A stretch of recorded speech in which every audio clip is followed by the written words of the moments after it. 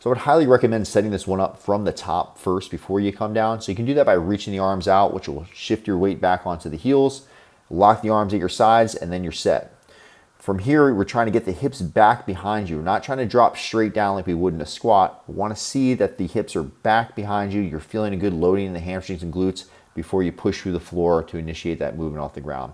Then on the way down, you're just pointing the chest to the floor, pushing the pelvis back. Should feel a good loading in the hamstrings and glutes on the way down. We want to avoid just moving through the back like I'm showing here.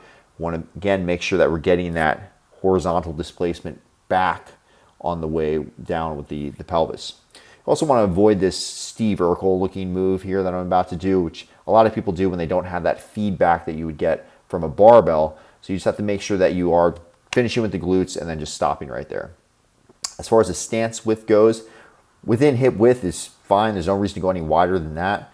We want to avoid the knees pushing out or going in excessively. Just trying to keep the femur, tibia, and foot all lined up the whole way. Initiate off the floor by pushing the arches and the heels into the ground, not rolling on the outsides of the feet.